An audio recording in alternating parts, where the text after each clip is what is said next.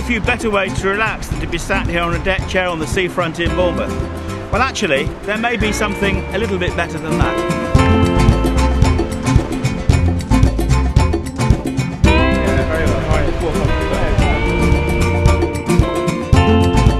Pods in the Overstrand here in Boscombe Pier have a fairly unique history. Very unique history, yeah. They're completely refurbished, or it's a completely refurbished building, 1958 building, that was standing in a real state of decay recently, and we've come along and upgraded the building and brought it back into use and created these wonderful beach pods. Where did the name beach pod come from?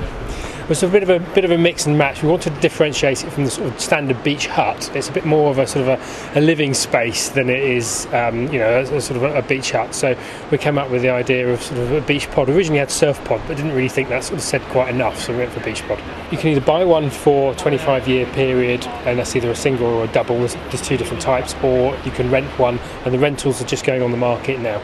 Nearly all of them have got running water, and they've all got electricity. So if they haven't got water actually within the pod, then there will be water very nearby. So there's access to water at all times.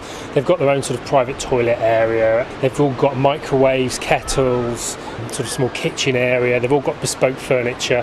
So everyone's individually designed by the Hemingways. Wayne Hemingway and his wife have done every single one. So they've all got this wonderful mural on one of the walls that's completely bespoke, nothing else like it. They're all different. There's 60 of them, everyone's different. It's all part of the refurbishment of the Boscombe seafront with the surf reef and everything else. It is, yeah. And one of the successes of doing the whole sort of Boscombe reef is that we've managed to sort of regenerate a number of decaying buildings. And the Bournemouth Boscombe Pier was one, and now the Overstrand as well. So that's really sort of this was a particularly tired-looking space, and now it's being really brought up to sort of 21st century standards.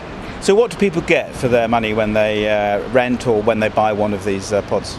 That view, and it's about sort of enjoying the lifestyle and being part of it. So how much does it cost to rent one, and how much does it cost to lease one? Well, we're just releasing the rentals now, so we're releasing a limited amount up on the west end of the building, and they will cost £1,958, which is the year the building was built, for a 10-week period from the 18th of July through to the 27th of September.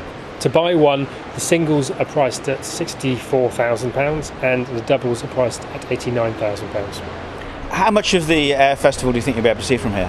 A huge amount, yeah. The flying lines between the piers, and probably the best sight actually in the entire on the entire bay, I would have thought. Some people would sort of question those prices, thinking that they may be a little steep, considering you could rent a flat close to the beach, not on the beach, for a similar amount of money.